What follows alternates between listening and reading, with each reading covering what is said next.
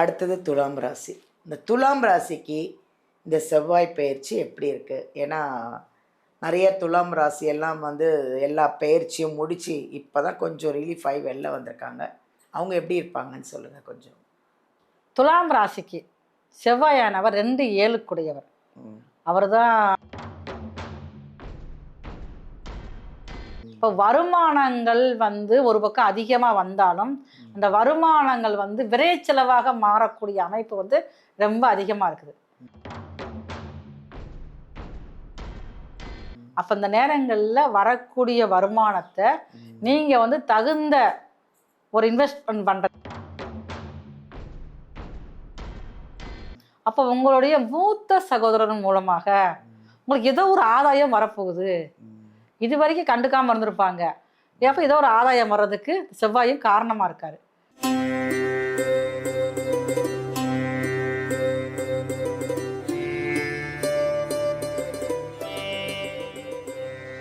எல்லாருக்கும் வணக்கம். This is Balambika. உலகம் பூரா பார்த்து ரசிச்சிட்ருக்க எங்கள் ஜோதிடர் யுகம் சேனல் அனைவருக்குமே வணக்கம்.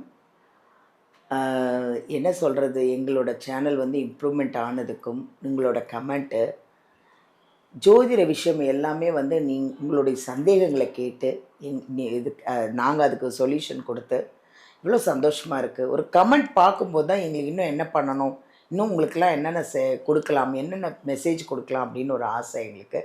ரொம்ப சந்தோஷமாக எல்லாருக்குமே தேங்க்யூ. அடுத்தது செவ்வாய் பயிற்சி அப்படின்னு ஒன்று இருக்குது. அந்த செவ்வாய் பயிற்சியில் அந்த 12 ராசிக்கும் எப்படி இருக்கும் அப்படின்னு நம்ம ஜோதிடர் சங்கரேஸ்வரி அம்மா வந்து நம்ம கேட்டு தெரிஞ்சுக்க போகிறோம். ஏன்னா அவங்க வந்து நிறைய விஷயங்களை வந்து அலசி ஆராய்ஞ்சி கிட்டத்தட்ட ஒரு 83லேருந்து ஜாதகம் எல்லாமே ஜோசியமெல்லாம் படித்து உங்களுக்கு அழகாக புரிகிற மாதிரி உங்களுக்கு பரிகாரங்களோட அவ்வளோ அழகாக சொல்கிறாங்க. நிறைய பேரோட பிரச்சனைகளை அழகாக தீர்த்து நல்ல அழகான ஒரு அஸ்ட்ராலஜர், ஒரு அழகான ஒரு குணம், அழகான ஒரு பேச்சு, அன்பான முகம், நிறைய தெய்வ ஒரு வழிபாடு, தெய்வ நம்பிக்கை உள்ளவங்க அவ்வளோ அழகாக சொல்கிறாங்க. அடுத்தது என்னென்னா, அவங்க சாதாரண விஷயம் இல்லைங்க. அவங்க சாதாரணமாக நினைக்காதீங்க. அவங்க வந்து நியூமராலஜி பார்க்குறாங்க, அஸ்ட்ராலஜர், வாஸ்து, மலர் மருத்துவம், அதாவது ஃப்ளவர் ரெமிடின்னு ஒன்று இருக்கும், அதுவும் பண்ணுறாங்க. ஸோ என்ன பிரச்சனைனாலும் எதுனாலும் அவங்கக்கிட்ட வந்தீங்கன்னா, அவங்கக்கிட்ட ஜாதகத்தை எடுத்துகிட்டு வந்தீங்கன்னா அவங்க அதை பார்த்து அலசி ஆராய்ஞ்சு உங்களுக்கு அழகான ஒரு தீர்வு சொல்யூஷன் கொடுத்து உங்களை ஒரு நிம்மதியாகவும் சந்தோஷமாகவும் வாழ வைக்கிறதுக்கு அவங்க வழி பண்ணி கொடுப்பாங்க. அப்படி ஒரு அருமையான ஒரு அஸ்ட்ராலஜர் நம்ம சங்கரேஸ்வரி அம்மாவை தான் நம்ம மீட் பண்ண போகிறோம். வாங்க, இந்த செவ்வாய் பயிற்சி எப்போ, எப்படி, 12 ராசிக்கு எப்படி, அதையும் கேட்போம்மா. வாங்க உங்களை மீட் பண்ணுவோம். வணக்கம்மா. வணக்கம்மா. எப்படி இருக்கீங்க? நல்லா இருக்கம்மா, சிறப்பாக இருக்கும், மகிழ்ச்சியாக இருக்கும். நம்முடைய நேயர்களுக்கு ஒரு அறிமுகத்தை கொடுத்துருவோம். சொல்லுங்க. உலகெங்கும் இருந்து கண்டுகளித்து கொண்டிருக்கும் நம்முடைய ஜோதிடர் யுகம் டிவி நேயர்களுக்கு உங்களின் மருத்துவ ஜோதிடர் SR சங்கரேஸ்வரியின் அன்பான வணக்கங்கள். செவ்வாய் பயிற்சி எப்போ வருது, இந்த செவ்வாய் பயிற்சிக்கு அந்த 12 ராசிக்கும் எப்படி இருக்க போகுது அப்படின்னு உங்களை கேட்டு அந்த 12 ராசிக்காரங்களுக்கும் நம்ம தெளிவாக ஒரு விஷயத்த சொல்ல போகிறோம். ஸோ எப்போ வருது அந்த செவ்வாய் பயிற்சி?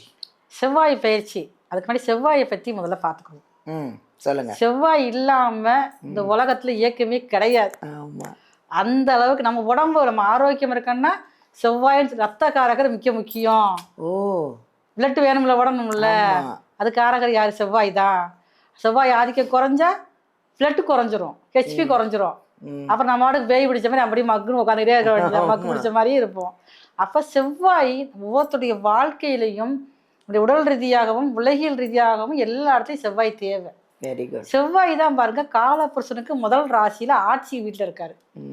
அப்போ அதே பாருங்க காலபுருஷனுக்கு 8ஆம் இடமான விருச்சிகத்திலேயே அவர் சொந்த வீடு தான். காலபுருஷனுக்கு 4ஆம் இடம் கடகத்துல வந்து நீசமாகிறாரு. அப்ப இதே இது ஒரு காலபுருஷனுக்கு 10ஆம் வீட்டுல வந்து செவ்வாய் வந்து உச்சபலத்தோட இருக்கிறாரு. இந்த செவ்வாய் 21/6/2026 அன்னைக்கு மேச ராசியில் கார்த்திகை 1ஆம் பாதத்துல இருந்து கார்த்திகை 2ஆம் பாதமான ரிஷப ராசிக்குள்ள என்ட்ராகிறாரு. Very good. அப்ப தன்னுடைய வீட்டுல இருந்து பக்கத்து வீட்டுக்கு போறாரு. பக்கத்து வீட்டுக்கு போறாரு.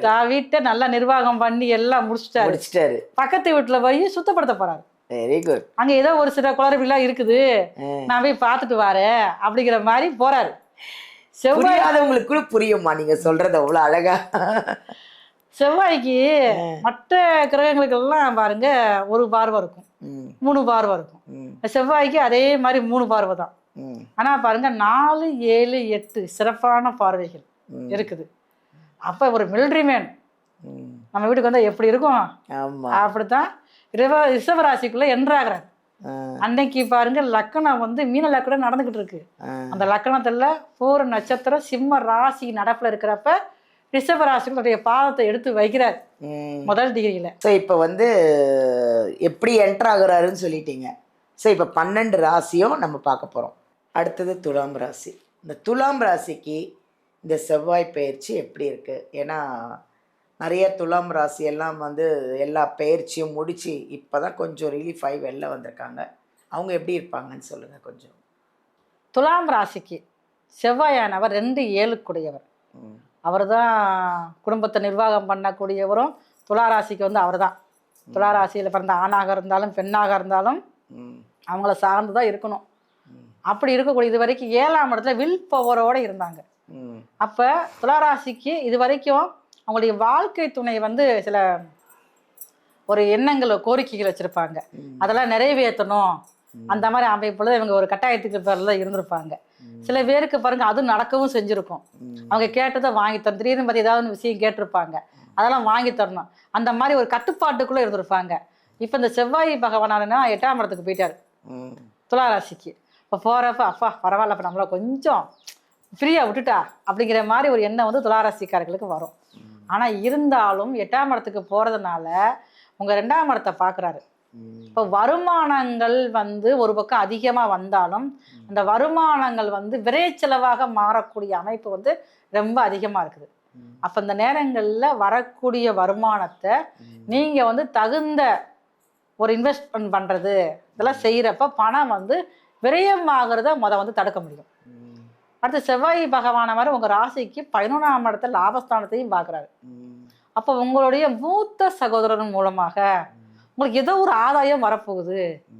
இது வரைக்கும் கண்டுக்காமல் இருந்திருப்பாங்க, எப்போ ஏதோ ஒரு ஆதாயம் வர்றதுக்கு செவ்வாயும் காரணமாக இருக்காரு. துளாராசிக்காரங்களுக்கு ஏதோ ஒரு சூழ்நிலையால் பாருங்களேன், திருமணம் முடிச்சு டைவர்ஸில் இல்லை ஏதோ ஒன்று ஆயிருக்கும், புரிஞ்சிருப்பாங்க. ஆனால் இப்போ இந்த செவ்வாய் வந்து ரிஷபத்தில் இருக்கிறப்ப வந்து துளாராசிக்காரங்களுக்கு 11ஆம் இடம் பார்க்கறதுனால 2வது திருமணம், அதுவும் கூட வேலை பார்க்கக்கூடிய ஒரு துளாராசியில் பிறந்த ஆண்களாக இருந்தாங்கன்னா வேறு வேலை பார்க்குற மனைவி வர்றதற்கு வாய்ப்பு அதிகமாக இருக்குது. அதே மாதிரி துளாராசியம் சேர்ந்த பெண்களாக இருந்தாங்கன்னா செகண்ட் மேரேஜ் முடிக்கிறவங்களுக்கு ஒரு யூனிஃபார்ம் போட்டு ஒரு மணமகன் வருவதற்கு வாய்ப்பு வந்து அதிகமாக இருக்குது. உங்களால் முடிந்த அளவுக்கு உங்கள் ஊரில் இருக்கக்கூடிய மாரியம்மன் ஆலயத்தில் வீற்றிருக்கும் முருகப்பெருமான் தனியாக இருப்பார் மாரியம்மன் கோயிலெல்லாம், அவருக்கு போய் திங்கக்கிழமை போய் 2 மாவிளக்கு தீபம் ஏற்றி வழிபாடு செஞ்சுட்டு அங்கேயே உட்காந்து வேல்மாரில் நீங்கள் படிச்சுட்டு வரணும். வர்றப்ப உங்கள் வாழ்க்கை மேலும் சிறப்பாக மாறுவதற்கு ரிஷபத்தில் செவ்வாய் சஞ்சரிக்கும் காலத்தில் அதுவும் துளாராசியான உங்களுக்கு மிகவும் நல்ல அமைப்பாக மாற்றி தருவதற்கு தயாராக செவ்வாய் பகவான் இருக்கிறார். தேங்க்யூம்மா, தேங்க்யூ. ரொம்ப அழகாக சொன்னீங்க. ரொம்ப சந்தோஷமாக இருக்குது, கேட்கும்போதே அப்படியே மனசை குளிருது. ரொம்ப நன்றிம்மா. அப்புறம் என்னங்க, உங்கள் ராசி துலாம் ராசி ரொம்ப நல்லா இருக்குல்ல, ஏன் கவலைப்படுறீங்க? என்ஜாய் பண்ணுங்கள், ஹாப்பியாக இருங்க. இனிமேல் உங்களுக்கு எல்லா பயிற்சியும் முடிஞ்சு இப்போ இனிமேல் நல்லா இருக்க போகிறீங்க.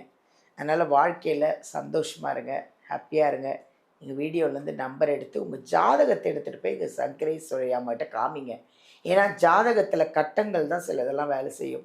சப்போஸ் அதில் ஏதாவது உங்கள் ஜாதகத்தில் பிரச்சனை இருந்ததுன்னா அதுக்கான தீர்வு, அதுக்கான ஒரு சொல்யூஷன் கொடுத்து உங்களை எல்லா பிரச்சனையிலேருந்து வெளியில் கொண்டு வந்து அப்புறம் என்ன பண்ணுவாங்க, ஹாப்பியாக இருக்கிறதுக்கு வழி சொல்லுவாங்க.